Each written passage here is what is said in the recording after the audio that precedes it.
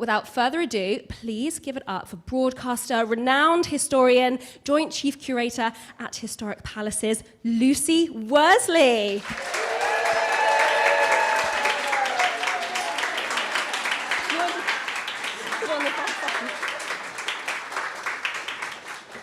I now have to climb onto this really high chair and heels, so just give me a second here. Oh, Lucy, thank you so much for being with us this evening. It's so fantastic to have you at the Travel Club. That is my pleasure. Good evening, everybody. Are you ready for some violent death? Well, actually, we should probably start with you all. Did anyone's neighbour have a particularly gruesome kind of murder suggestion? Now they're a little bit worried? No? Anyone want to suggest their favourite way of being killed or killing someone? Oh, yes, go for it.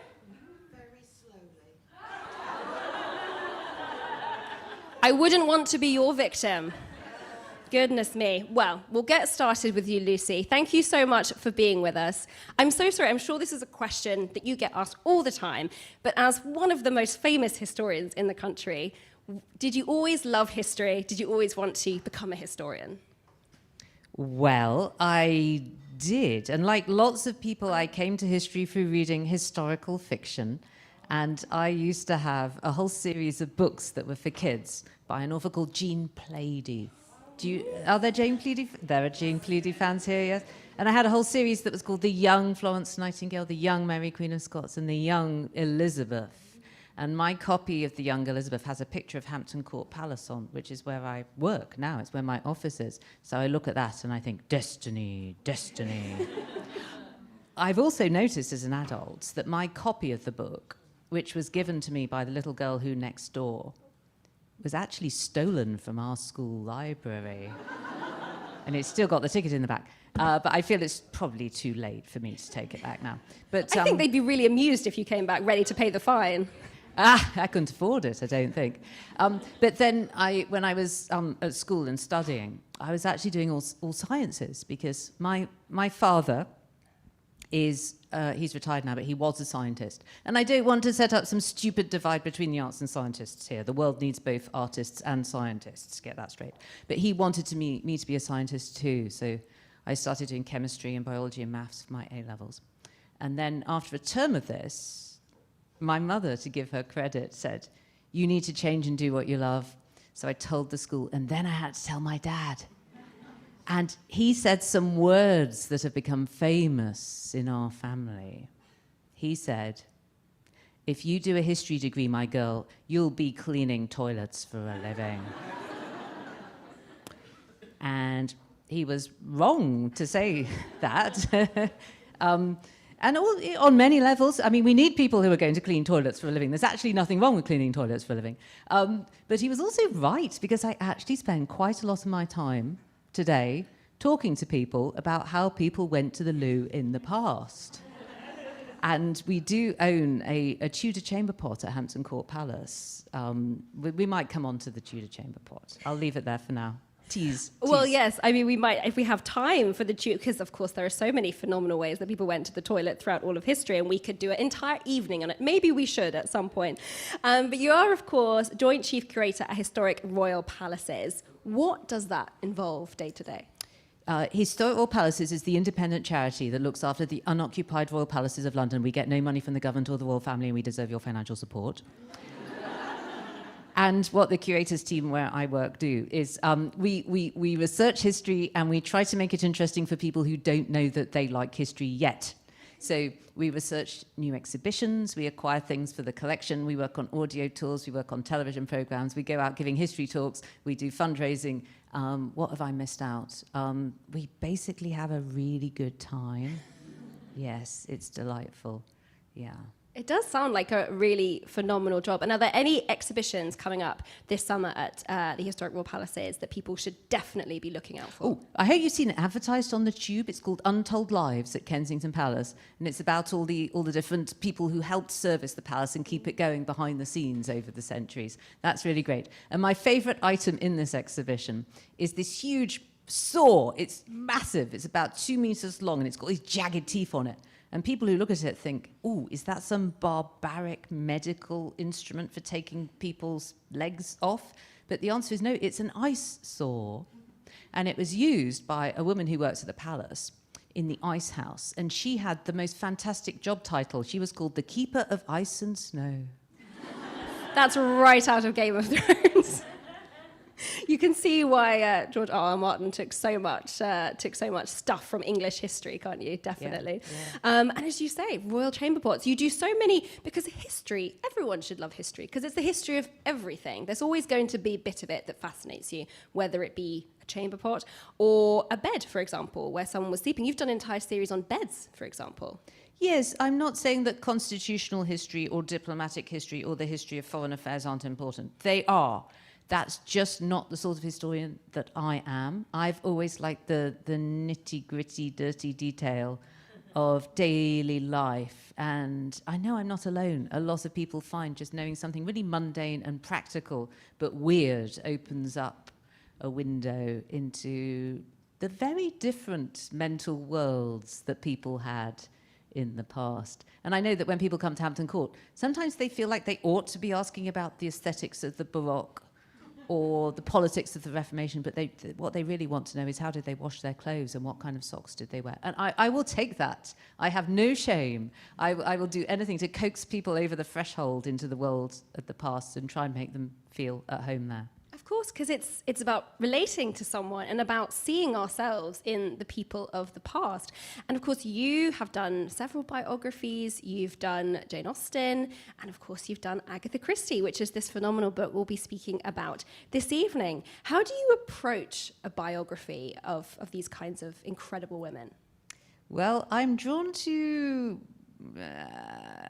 the type of woman who, if she lived in London and were alive today, might belong to the Trouble Club. We can only hope Agatha Christie would have been a member. What I think that my subjects like Jane Austen and Queen Victoria to some extent and Agatha Christie all have in common is that in their lifetimes they were perceived as difficult women. You know, bloody difficult women if you're in a bad mood. And I can't think why they appeal to me, but somehow they do. And what I like to do is to access the archive, really. That's where I start. I go through all of the evidence that I can get my hands on. Then I start looking for patterns. And the sort of hardest part in the process for me is finding a story that I want to tell and which I think has meaning and relevance today. Because if I were in America, people would know what was meant by this. I think of myself as a public historian, and a public historian doesn't work in a university, doesn't produce stuff for other historians. Public historians work for the public, and that's a hard sell because there's so much competition for people's attention out there. So if I'm looking at anybody from history, whether it's Henry VIII to Agatha Christie, I want to know, what do people today coming to this fresh for the first time need to know about her? So with Agatha, I sort of felt that I'd cracked it when I thought of telling her story as if she were representative of ever so many other women who were living through the 20th century, because she was a professional woman in a time when that was unusual. She was an extremely shrewd businesswoman. She also was a divorced woman. She was a woman who lived life as a single mum. She was a woman who experienced cataclysmic mental illness at a certain point in her life. And she experienced World War I and World War II and all of the sort of great events that affected a lot of other women too. So I've treated her as a sort of a representative person of the human race, as well as a uniquely talented individual. Because I think the context in which she lived explains a lot about the apparent strangeness of her life. Absolutely, because when you look at the context, things do become a little bit clearer, certainly. And when it comes to Jane Austen as well as Agatha Christie, these both two incredible writers, it does seem such a tragedy when you look at their lives that for these women, you wonder, with the right education and with more support, you know, they're already such brilliant writers, but what more could have been done? What more could we have had from both of these incredible authors and more women authors out there? That's an interesting question. If they were alive today, they'd certainly be going to university and getting all the degrees in the world and being, you know, hugely publicly brainy. But there is an argument that both of them lacking a formal education came at the world with a fresh perspective, a different way of looking at things. They were both of them autodidactic to a certain extent. So Agatha Christie said herself, look, if I'd have had her education, I'd have been a mathematician. She was really drawn to that. And if you think of her books as puzzles, you can see that logic and slotting things into place was something that she was very, very good at. So if she'd have, gone to school, perhaps she wouldn't have been a detective novelist, and then we would have missed out, wouldn't we? That's a very, very good point. Well, thank goodness that she was so engaged in books mainly, because that was kind of her main source of education. She loved books, and she kind of lived within her imagination. Yes. So she was born in 1890 into an upper-class Anglo-American family. They had loads of money, and they lived in Torquay on the south coast. And Agatha's parents had carried out a bit of an experiment with her elder sister. Her elder sister had been allowed to go to boarding school. And unfortunately, this meant that she came home with a desire to go to Girton College in Cambridge. But this could not happen, because if you went to Girton College, Cambridge, you would never get married. That would be a terrible tragedy. Still to this day, it's true. So that's why when it came round to Agatha herself, her parents said, nope, she's not going to be educated. It's her destiny to marry. That didn't work out terribly well. No, it didn't. And of course, they had, initially, it seemed very idyllic, this childhood at Ashfield in Torquay. But then the family hit a little bit of strife. Tell us a little bit about that. When Agatha was 11 years old, her father died. And he died partly because of stress caused by the dribbling away of the family fortune. So by the age of 12, she had no father, she had no fortune. And she also began at this point in her life to suffer from an anxiety that she might lose her mother too. And she started to experience a very significant recurrent dream.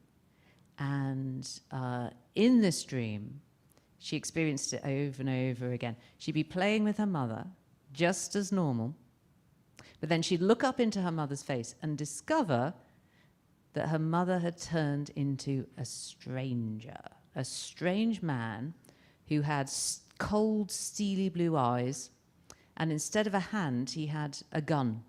And she called him the Gun Man. And the reason this is so important for her life's work to come, I think, is twofold. Firstly, I think it shows that there was a darkness, an anxiety in Agatha herself that would run through her life, I would argue. And secondly, it showed that she was really fascinated by the way somebody you trust, someone who seems ordinary, someone who seems like your mum, can suddenly flip and turn into a stranger, somebody capable of committing murder. And we feel like we're all friends here tonight, don't we? But who's sitting next to you at this exact moment?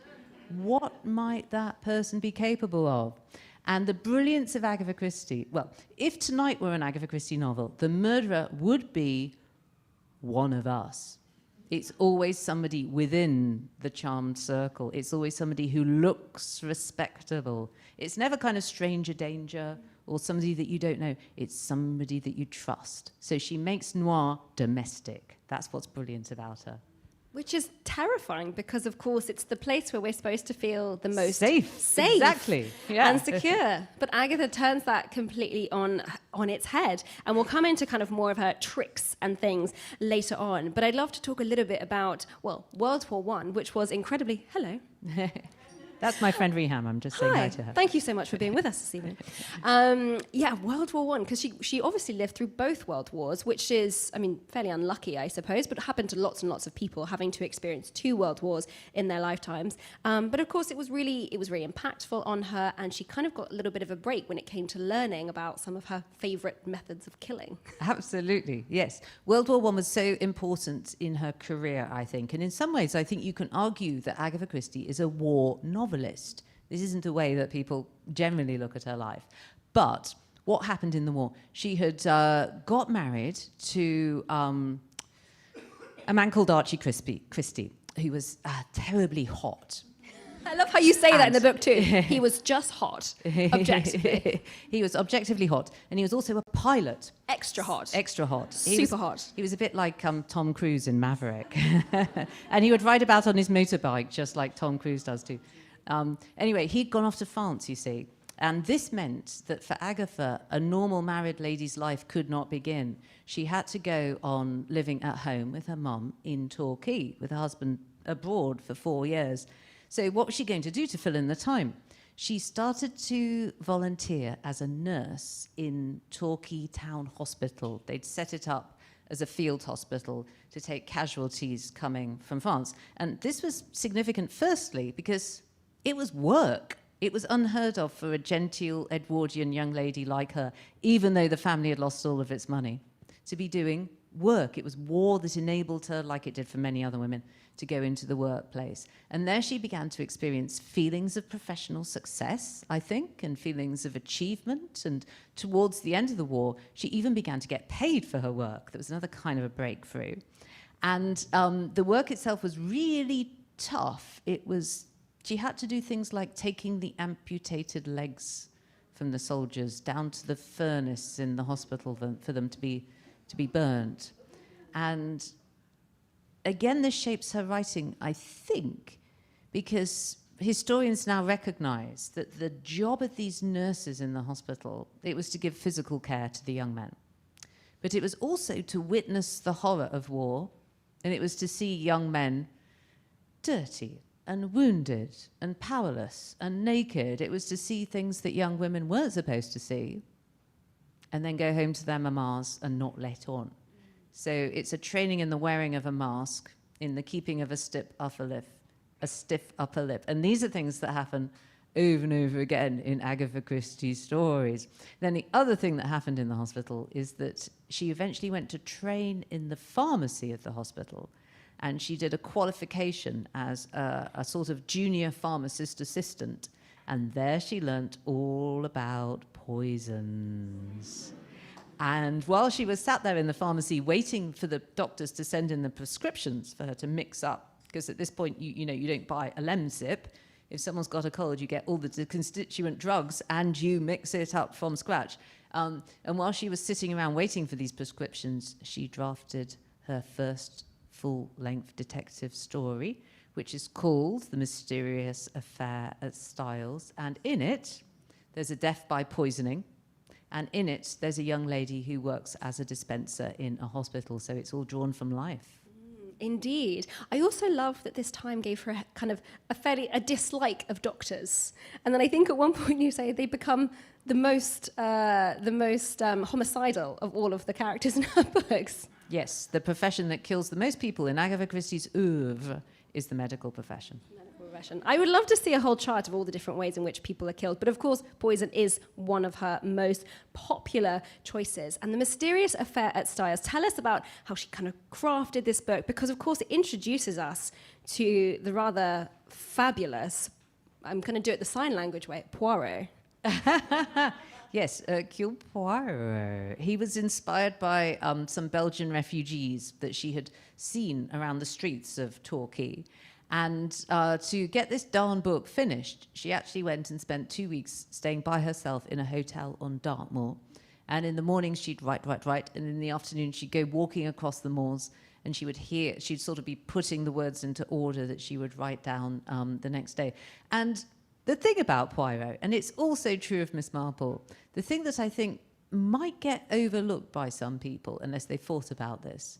You perhaps think that Agatha Christie stands for a conservative view of the world, that there's something a bit nostalgic or heritagey or kind of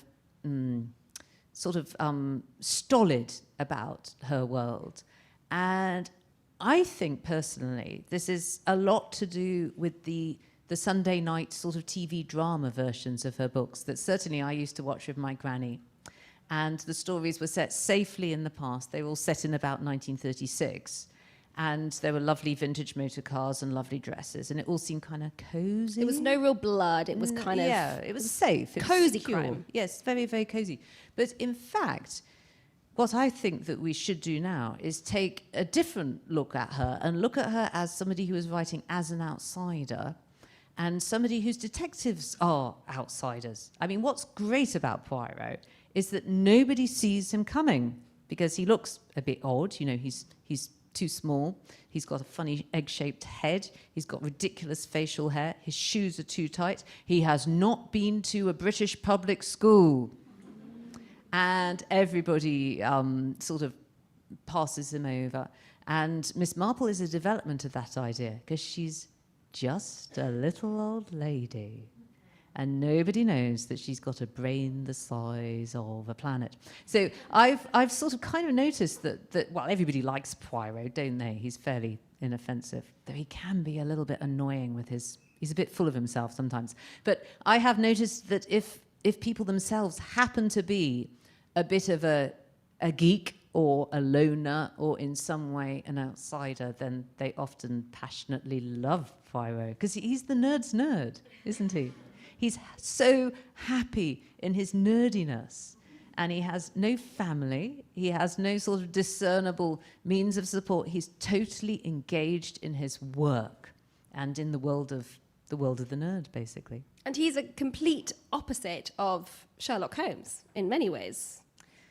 They have some similarities and they have some differences. But Agatha really admired Sherlock Holmes and thought that he was great. Because she did know Arthur Conan Doyle. Oh, totally. Yes. She hoovered all of those books up. But the thing about Sherlock Holmes is that he's basically an alpha male. He's got any kind of physical situation in which he finds himself, he can overcome. So he's really good at boxing, even though he never does any exercise. He can chase people, he can drive steamships, you name it, he can do it. Hercule Poirot is kind of the opposite of that.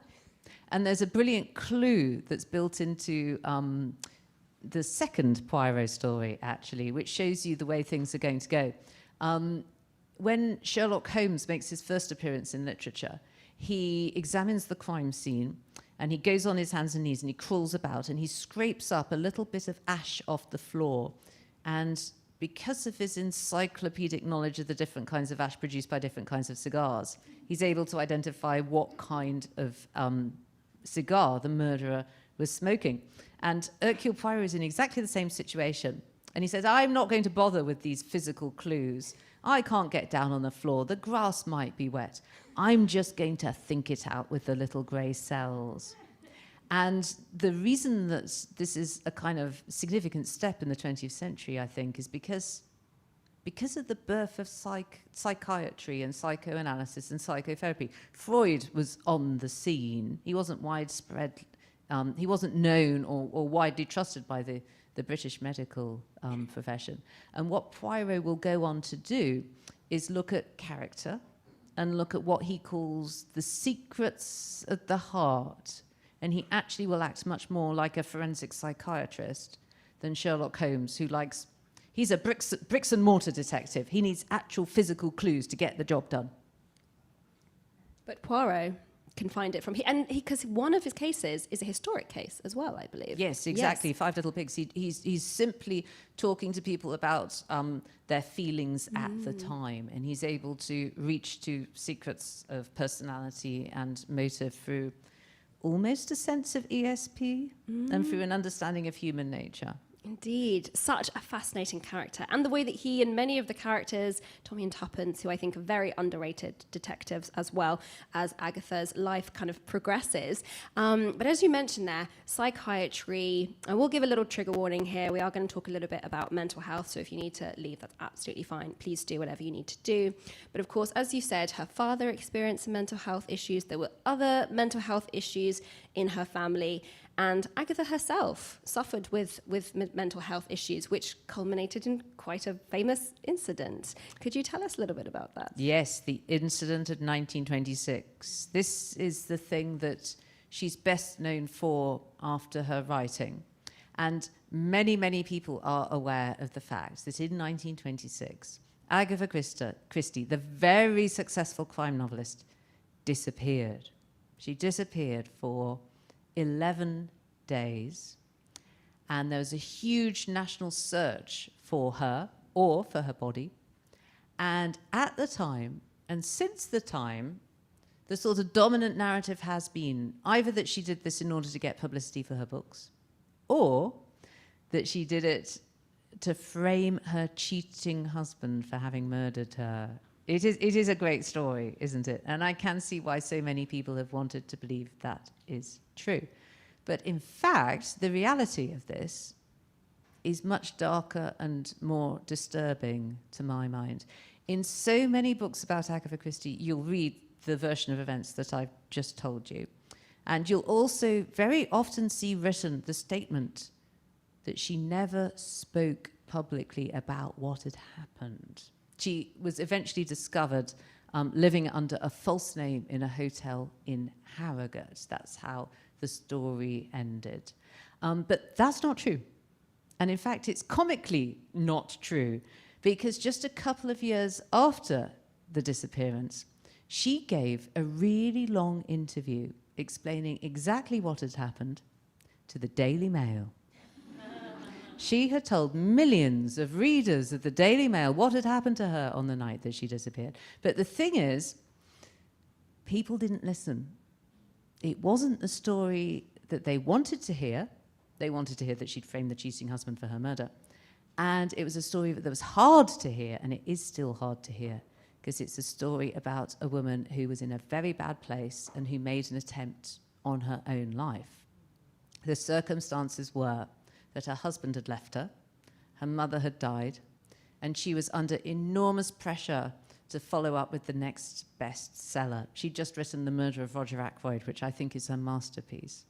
And things came to a head on the night of the 3rd of December, 1926, when she left her little daughter asleep in bed, and she drove in her little car through the darkness to a quarry, a kind of chalk pit in the Surrey Hills. And she tells us in this interview that she just wanted her life to end.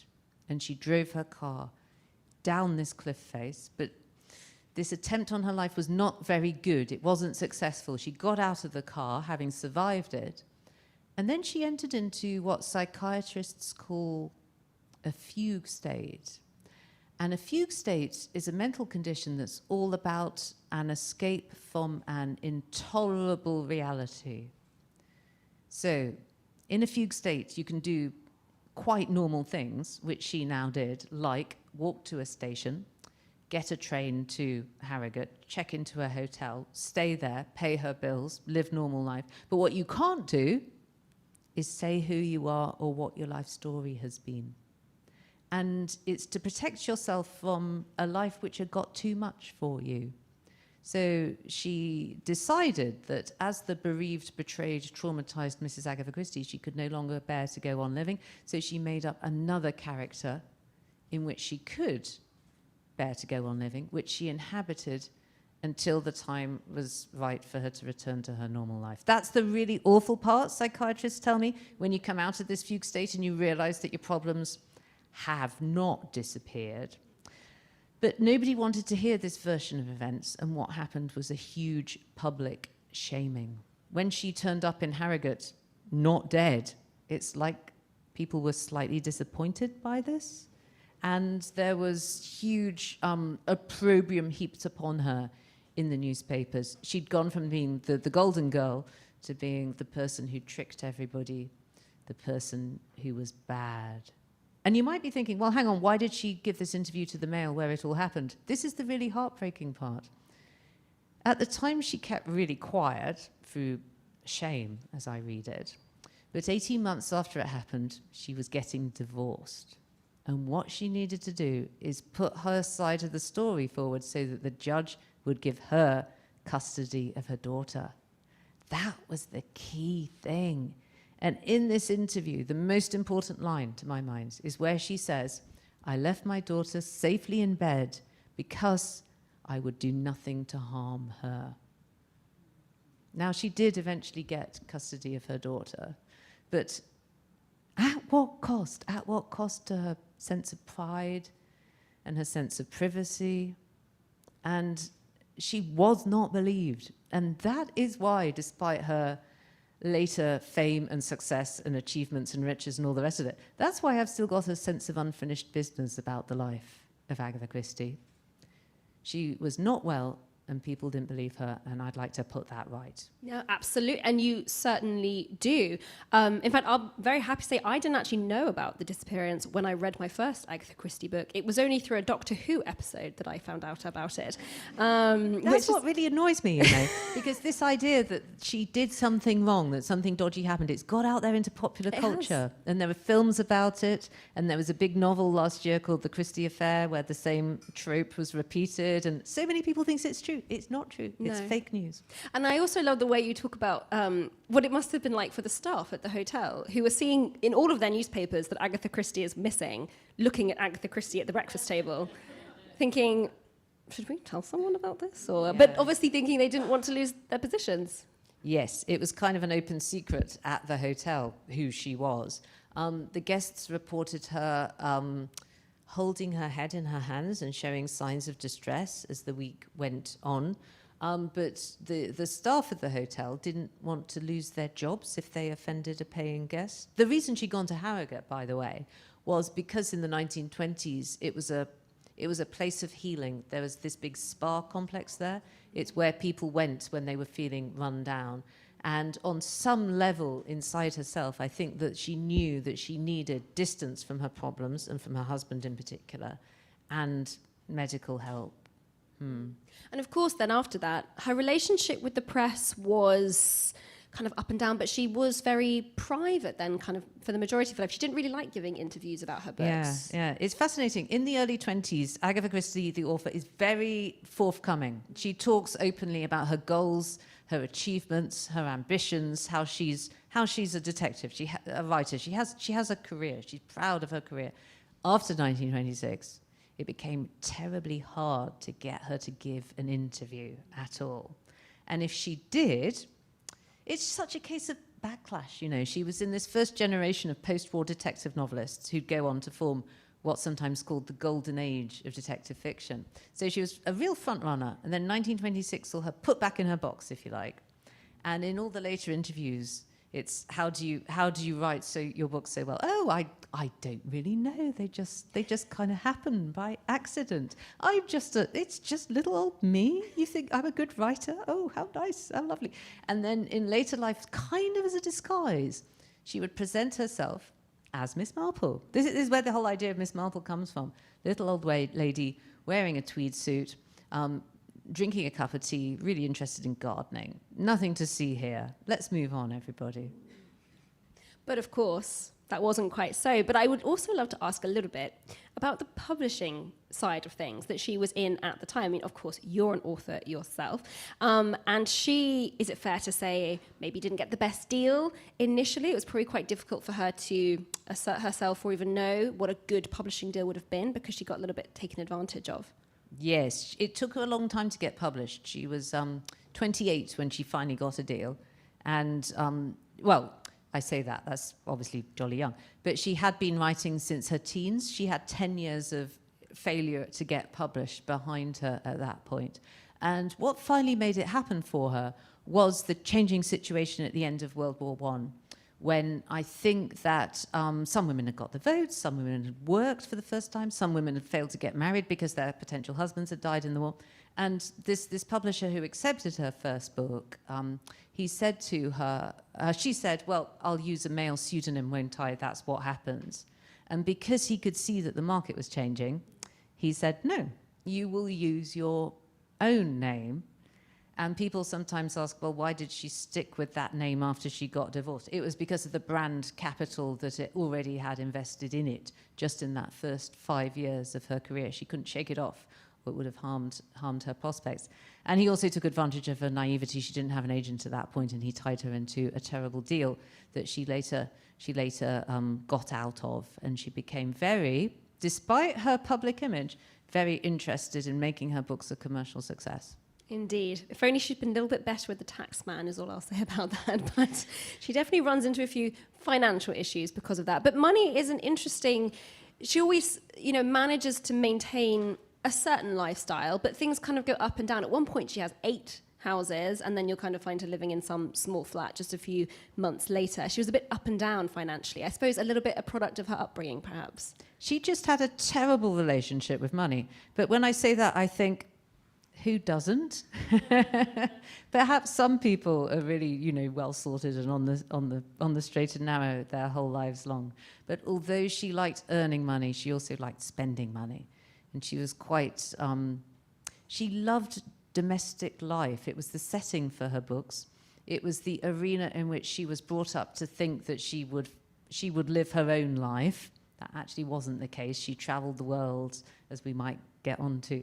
But she loved making homes and furnishing homes and burning through the cash, basically. And one thing that was definitely missing from the upbringing of a young lady who wasn't sent to school was any understanding of what tax was and why you had to pay it.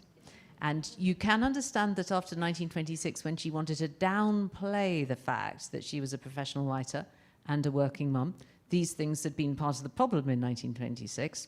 I think this also meant that she downplayed in her own mind the need to complete her tax return. Don't do it, people. In her case, it was astronomical by the time we got to the 1960s. It snowballed. And then there was this whole business of many British writers had published in America. And then in Second World War, the rules changed. And the American tax authorities came after all of these British authors and said, actually, you were supposed to pay tax over here, and now we'd like to get that made up. And in fact, by the 1960s, she was in such a lot of debt, which is mad when you consider how fantastically well her book sales were going, that she sold the rights to make films of her books to the studio MGM, which she didn't want to do because she was a control freak, and she knew that the film studios would kind of mess with her characters and do things that she didn't really approve of. Which turned out in lots of ways to be true, unfortunately. Yes, there was one notorious film where Miss Marple goes on a sea voyage and ends up driving the ship. Would not happen in an Agatha Christie book. Agatha Christie knew the extent of her characters. She knew that, definitely. There is and obviously after her fairly dramatic divorce and terrible disappearance and the mental health issues that came with that, she does find a bit of bliss with her second husband and life in archaeology. She becomes quite the archaeological fanatic. Yes, when her husband remarried to the woman that he'd run off with, Agatha made sure to be out of the country, and she decided to take a rather adventurous solo trip on the Orient Express to Iraq. She wanted to see the ancient city of Ur that was being excavated just then. We're in just the wake of Tutankhamun and the Egyptian discoveries. And this trip was a fresh start for her in lots of ways. And now that she was divorced, people started to show interest in her as a woman again. And she got a proposal of marriage on the journey. And she also got a proposal from an Italian gentleman to spend a night of pleasure with him. I will tell you how she got rid of him. She said that as an English woman, she was naturally frigid. But when she was there on this dig in Iraq, she started to hang out with this young archaeological assistant, and she felt very safe with him because she was wealthy, he wasn't. She was kind of mainstream and a bit lowbrow in the work that she did. He was very high-minded and academic, and mainly she was older. She was 38, and he was 24. He was quite a lot younger. But after just a few weeks, boom, he asked her to marry him. And she was in a huge dilemma about whether to say yes or no. And I think that what attracted her was the fact that he took her seriously. He was able to respect her work and her career and her success in a way that Archie, the hot cad, had not been able to. But then her sister was worried that the young man was a gold digger, and all of his friends were 14 years younger too, and they seemed like children. But finally, Agatha's daughter, Rosalind, who was by now 11 years old, got to hear what had happened. And Rosie, as she was called, decided that her mother should marry this man. Max was his name. And the letter where Agatha tells Max this news is one of my favorite in the whole archive. It goes, "Darling Max, Rosie has guessed about the marriage proposal, and she will give her consent if you send her by return 2 dozen toffee lollipops." And he did send the lollies, and they did get married, and he stayed by her side for 45 years. He was the person who was pushing her in her wheelchair at the moment that she died, peacefully at home in 1976. He actually bought her more lollies than she'd asked for, I believe. Yes, this is very good preparation, yes. There were 28 left in Selfridges, and he sent the lot. That's all you need, ladies. You just need lots of toffee lollies. It's really interesting reading about the archaeological digs because, of course, it's a kind of history, a kind of archaeology. It's very kind of colonial. It's these kind of British people turning up in their kind of white hats and things and kind of basically just doing whatever they please, taking roughly whatever they please. And it's interesting to see how more regulations and more respect for, obviously, the culture and the people who live there kind of gradually comes in over all the digs of her life that she attends to. Yes, it's fascinating that many of the debates we're having today were happening in 1930. And the reason that they didn't dig in 1931 in Iraq is because they hadn't been able to agree the division of the spoils between the Baghdad Museum and the British Museum in the previous year. So it's these issues are not coming to light just now. They've always been with us. What you can see through Agatha Christie's whole body of work, though, and this is one of the things that makes it interesting to look at from the point of view is history, is a gradual liberalizing of social attitudes. So the status of Iraqi characters, for example, it really develops as the decades go on. They start to be more rounded and to have better backstories and to become more fully human, if you like. And this is one of the things that's sometimes held against her, these colonial attitudes. But I don't think that means we should sort of tut-tut and look away. We should understand what's happening here. Because what she was extremely good at doing was sort of capturing what you might call the mainstream opinion of Middle England and getting stereotypical views of what people might think about something, sometimes flipping those stereotypes and using them to trick the reader into a false scent. But she also tracks things like, you know, the appearance of same-sex couples in commercial literature. She's way ahead of anybody else in that particular respect. And in some ways, she actually sort of gets more conservative as she goes on, attitudes towards the death penalty and right and wrong and things like that. I think she was quite distressed when that sort of came to an end in British society. But she's not a homogenous kind of block of 1936, which is an impression you might mistakenly get from David Suchet. It's not his fault.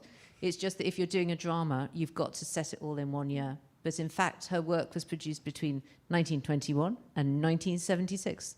Nearly the whole of the 20th century is laid out there for you. It is. She kind of really lives through that decade. And of course, there is a lot of context that probably needs to be put on books today. She can be very anti-Semitic at times. Yes. Yeah. My favorite book by Agatha Christie, I couldn't even say the original name of because it had such a horrible word in it now, called And Then There Were None. You can Google if you want to see what it was originally named, but had a very horrible slur in the title. What's fascinating, though, is that even when that was published, people said, this title's no good. Yes. And in America, it was published with a different title because some of the debates we're having today have been going on always. And we feel like we've invented them, but we haven't. No, indeed. And that also kind of comes back to who she was as a writer. She would kind of mislead you a little bit. She might present a character that you would be sure is the murderer, and then it wasn't. Tell us a little bit about, for example, clothing and things that she would do that kind of you could see trending throughout her books, throughout her detective stories. During World War II, it has been observed that there's a sort of emphasis on the feminine body and feminine clues, perhaps in reaction to the kind of violent masculine tone of the age. So in The Body in the Library, for example, Miss Marple observes what the policemen do not, which is that the victim's hair in 2 different parts of her body are different colours. I won't say any more for fear of spoiling the story. And there's also a clear trend, I think, before and after 1926. After 1926, I never said this, but one of the ways in which she healed herself was through some psychiatric treatment by, we think, a particular doctor. We're almost sure it was this particular doctor who would use, he was expert in treating people who'd had shell shock in World War I and who had lost their memories, which is another kind of shorthand way of describing a fugue state. And he used hypnosis to make people come to terms with the parts of their life that appeared to be missing. And he would also use a talking therapy, what we would see as counseling, or just talking, asking questions about life. And it's clear from 1926 that Poirot makes this much deeper dive into what you might call forensic psychiatry than he had done even before that. We were talking about the difference between Poirot and Sherlock Holmes. After Agatha Christie herself had experienced psychotherapy, Poirot becomes like a psychotherapist in a way that I think is quite interesting. No, definitely, and there are always hidden families in books. There are people who are related that you wouldn't think are related. There are people who are couples who you wouldn't think are couples. And we were just having this discussion before we came up, actually. I think I've probably read about 5 or 6 Agatha Christie's. And I kind of want to leave some of them so I have the rest of my life to enjoy them. Because I get the sense you can probably only read them once, but you disagree. I do disagree. I would say that her writing standard is variable. There are roughly 80 books. I would say 10 of them are great, tip-top, others less so. But the tip-top great ones, I really think they stand up to rereading. Because even if you've read it before, and if you can remember the story, you can spot the clues. And there's such a beauty and a joy in seeing how well the clues are placed. That's one thing. And secondly, there's just the power of her storytelling is so strong that even if you know what's going to happen, you kind of willingly suspend your disbelief. Because the story is going to carry you forwards and give you the same level of pleasure. So I find them immensely rereadable, actually. That's one of the things that I enjoy about them. Excellent. At least the top 10, as you would say, yes. And of course, we do have to ask, which one is your favourite? My favourite? Well, it kind of depends who I'm talking to at any given moment, what I think that they would like. Are there die-hard Christie fans here? No, a few. Okay, if I was speaking to a die-hard Christie fan, I would say The Murder of Roger Ackroyd, I think.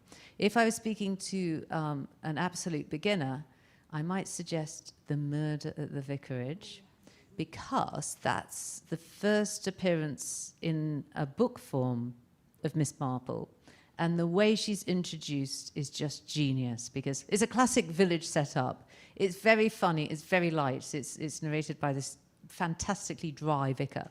And Miss Marple, when she appears in the story, you don't know she's going to be the detective. The first readers wouldn't have known that she was going to be a detective. She just appears to be this slightly annoying little old lady who keeps popping up. And it's only when you get to the end of the thing you realise, she is the person who's going to solve the whole thing. And there's also a joyful Easter egg hidden in that book, which is that there's a distinguished archaeologist who turns out to be a jewel thief. And this book was written in the marriage year when she and Max were getting together. And it was actually published while they were out on their honeymoon. So this is a tease of her new husband. Suggesting that he stole her engagement ring, perhaps. Yeah. Well, we are very quickly coming up to the end of time, but I would kind of love to ask, what's amazing is that despite 80 books, years and years of writing success, she never really would have introduced herself as a writer, or maybe not really until the very end. No, until 1926, I think she was quite happy to do that. But by the end, after that point, no, she just really felt, I'm sad for her. She felt that she'd got ahead of society, she'd broken the rules for women, and that somehow she was going to shrink back into something that she wasn't. And if you look at her passport, for example, her post-war passport, there's a spot in it for profession. And by this point, she was the best-selling novelist in the world. In 1950, I think, she was formally decreed it by UNESCO. So what did she put down as her profession? Did she put down author or writer or megastar? No. She put down her profession as housewife. It's sad, isn't it? sad that she couldn't own her success. It's really sad. But of course, we now know so much about her incredible work. And you touched on a little bit at the end that really only now, because it wasn't something that was in like a GCSE curriculum, for example, when I was younger. It's only really now that people are starting to look at her work a bit more academically. Is that fair to say? It's very fair to say. That was what motivated me to write this, because there have been books about her before. But even when the writers have been on her side, there's been a sense of sort of pushing uphill against the grain. So many people throughout the 20th century have positioned themselves as highbrow by giving her a bit of a kicking. Lowbrow, commercial, simplistic. Get a Christie for Christmas type thing. Yeah. And all of that is code for by a woman, by the way.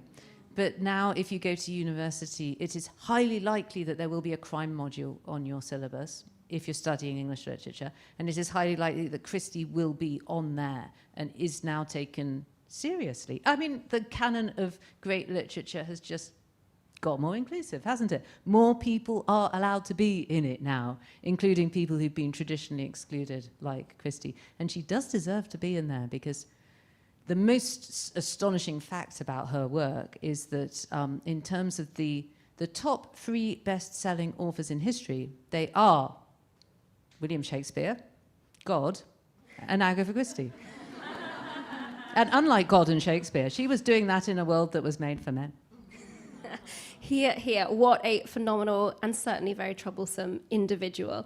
We can only wish she would have been a trouble member back then. We're going to turn to the audience now. If you have any questions, this is the moment to ask them. If you have a particular favourite Agatha Christie, or you want to ask Lucy about her career as a historian, or any particular documentaries, that's also fantastic. We do have a microphone, I think, somewhere. I don't have any idea where it is. Someone's already put their hand up for a microphone.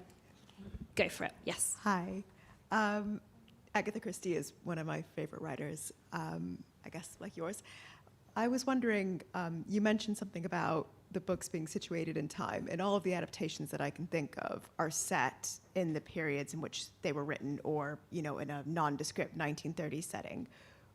Do you think it's possible to do a contemporary version of it, or to adapt for contemporary purposes? And if so, why hasn't it happened? I think that probably it has happened, but it hasn't sort of reached the BBC. There have been other, she's sold globally in so many different territories, and I feel that up-to-date versions probably have been produced. And the stories transport quite well to different periods of history, different cultures, because a lot of them are to do with, family relationships and that sort of thing. I think something is lost when they're taken out of their original time context, because I'm a historian and that's what interests me. But watch this space. There's a new BBC version coming this Christmas, I've read, which is Towards Zero. It was a 1940s story. Maybe they'll do something zany with it this time. We'll have to see. Look out at Christmas, although I hear the Gavin and Stacey special is coming back, so that might also be something we all need to watch. We have a question just here. The microphone is coming. I promised Francie I'd do questions in some kind of order instead of making her run around the entire room. But that's it's good for me. Steps are good. Thank you. Go for it. Thank you. That was really interesting. As someone that is about to embark on some archiving, but with people that are still alive, some of the key people, like what would you have asked Agatha Christie if she was still alive and you were trying to pull everything together? Yes. Well, it was very strange for me working on this project in the relatively recent past, because I was able to speak to her grandson. So I was able to get, testimony. Max? Yeah. No, Matthew, his Matthew, name is Matthew. Matthew. And I was able to speak to other people who had known her. And what was fascinating was, because I'd immersed myself in the archive to such an extent that I could often tell that these people were getting it wrong. That, that they'd either forgotten or they'd been mistaken, or to please me, they were trying to make it up. And I was sort of checking back against the sources and thinking, you're not right about that. But if I'd met her myself, Firstly, I would have not wanted to ask her any questions because she would have felt that that was impertinent, I think. I think we've established she did not like people poking into her business, even if there's so much on her side as I was. But I would actually have liked to say to her, I'm really sorry that no one believed you when you said what happened in 1926, and that I believe you now. Thank you very much. Great question. Oh, right. No steps needed, Francie. Right next door. Making it very easy for you, but I'm interested in what you're saying about the mental health side, and we all have mental health. So there's two things.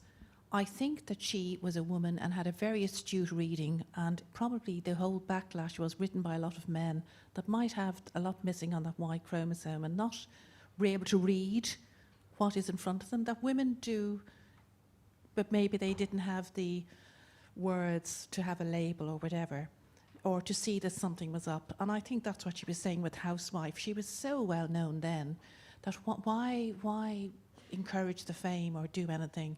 You know, there's something a little bit subversive about her being Housewife when she's so whatever. Anyway, the other thing I wanted to say is with Christie, it's when people say you can put them in different maybe times, maybe put something here. The only thing you'd miss is she was a very interesting curve of what happened between the wars. And the thing I loved about, I now can't remember, Lucy, if it was you or whatever documentary it was, about people were very afraid when they used to have, you know, there was a life where you had guests into your house and suddenly there were hotels and you had strangers mixing. And the kind of foreboding of all these strangers put around. And she captures that very well. And I think that's a very astute reading of how people's psychology probably was changing. And you might lose that putting it into a modern context where people are zipping around an Airbnb and it's not a problem sharing with Plenty people. of murderers are on an Airbnb, trust me. There was just that whole series called The Glass Onion, which was a sort of homage to her, and they went to an island and that sort of thing, yes. But I agree with you, particularly in the interwar period when things like all of the naval warships from World War I were being turned into steamers for luxury cruising to happen. And she was herself taking trains like the Orient Express, and she had a very sort of global traveller lifestyle in a way that's also a bit at odds with her publicly kind of her public-facing image of a little old lady who lived in Devon. She loved to surf. Yes, really into surfing and skinny dipping and driving her car really fast. I interviewed her nephew who told me that when the M4 motorway opened to get from London to Devon, she had this fantastically fabulous car called the Worsley. And she said, right, John, let's see how fast we can get to Devon. And she put her foot to the floor and they got from London to Devon in an hour and a half. Slightly worrying. We'll overlook that and anyone else who may have been in that terrible car. She did crash her car. That is part of the disappearing story. Don't know how fast she was going, of course. We'll move on to another question. Thank you very much. That was fantastic. Yes, in a lovely... I know. She would have been a great Top Gear presenter, I'm sure. Go for it. What parallels, if any at all, do you see with someone like Britney Spears, who also had like this accelerated and extreme fame and then fell off the cliff? That is a fantastic question.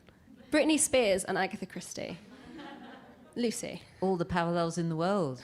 So many people get ahead of themselves and are then cut down to size and publicly shamed. In fact, I was recently reading an interview with Sharon Stone, and she was talking about a custody battle that she'd gone through with her daughter, and she says that she believed that she had lost custody of her daughter for a certain scene in a certain film that you're all going to be easily able to call to mind.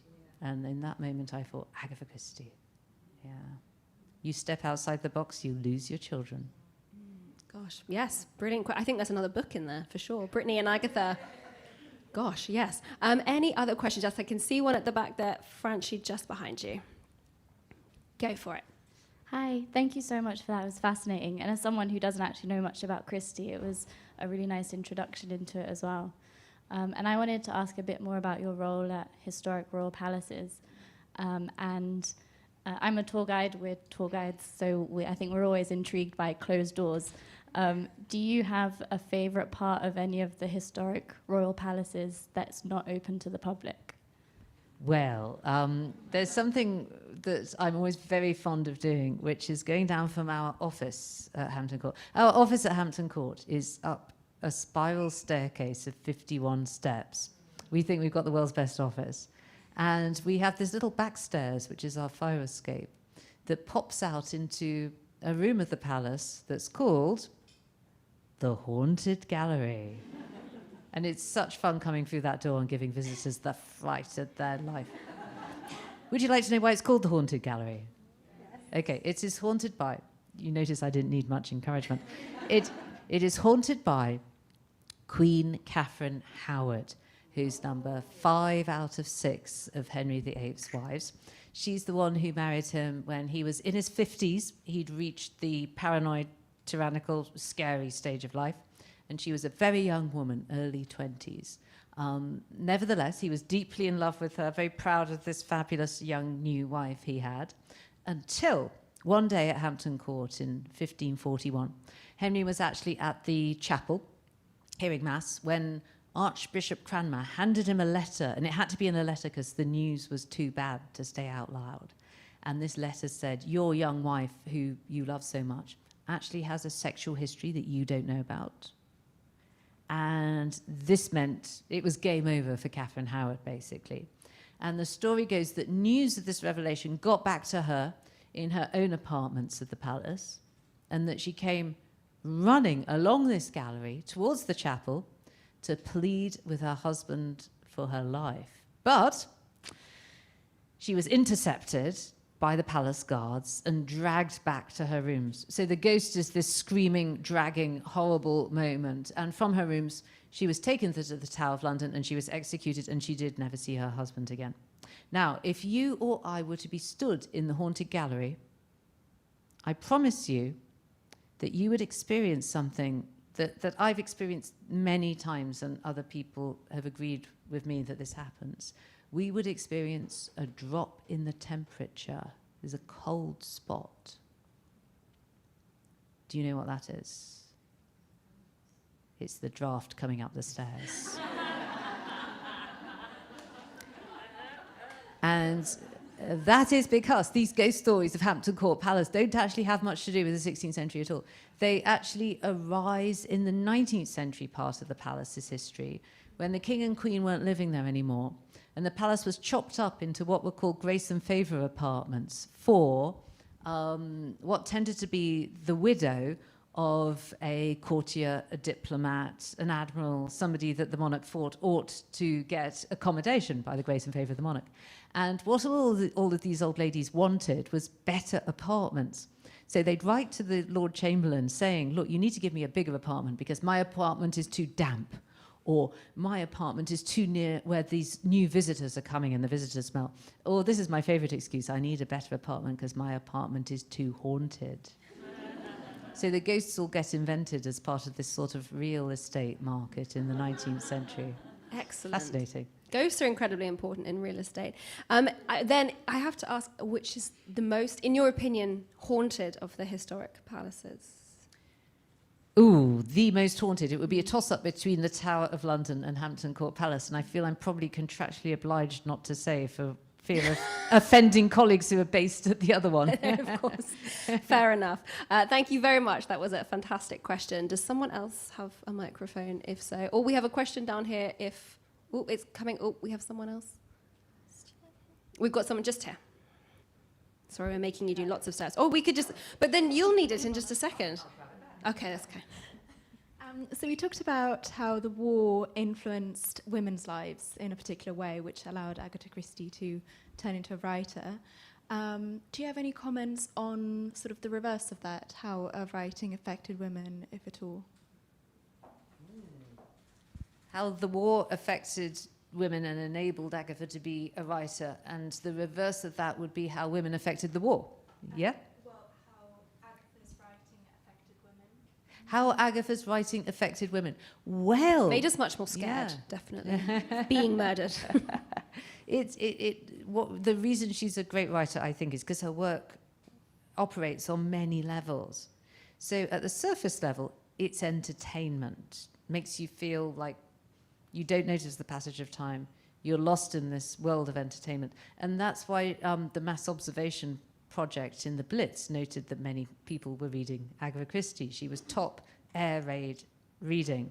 But on a sort of deeper level, if you want it, her work reads as a critique of society and a defense of the outsider, in that the people who do good in the world, like Miss Marple and Poirot, are not the expected people. They're people who've come from the margins of society. And the people who do bad in the world, in her books, are the doctors, they're the authority figures, they're the rich men who've actually been horrid to their extended families and given them a reason to be done in all sorts of different ways. So that's kind of the definition of literature, isn't it? You can read it in lots of different ways. It stands up to many different readings. And one of those readings, to my mind, is a feminist reading. Thank you very much. Excellent question. We probably have time for one more, so if you have it, your hand needs to go nice and high. Thank you very much. We're coming your way. Here we come. There you go. Go for it. I'd really like to hear about the Tudor chamber pot. We didn't get to the Tudor chamber pot. Okay, the Tudor chamber pot is a very dull-looking, broken brown pot in the Archaeology store at Hampton Palace. And I always take a group of kids to go and see it, and they say, "What? This is so boring." And then I tell them that it's what the Tudors called a piss pot. If you spell it Pysse, it's not rude. And I tell them that 500 years ago, this particular one got broken, and it got thrown out. The pieces got thrown out into the garden of the palace, where a couple of years ago it was excavated by our archaeologists. And once the pieces were cleaned, they were sent off to the chemical lab to be analysed. And the day the report came back from the lab was a red-letter day, because we learnt that our 500-year-old Tudor piss pot still contains traces of 500-year-old Tudor piss. And once you know that, you see it in a whole new light. It becomes, it's so precious because of this weird little fact that you can't see with the naked eye. That's really stepping into history, isn't it? Well, I think that's about all we've got time for. Can we please give Lucy a huge round of applause?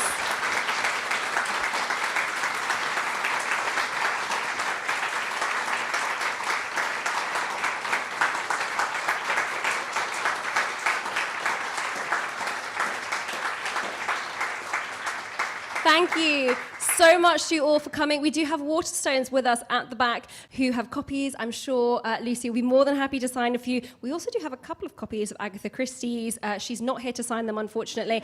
But if you want to grab a couple of those, you can as well. Thank you so much to you all for coming. We hope you have a lovely rest of the week.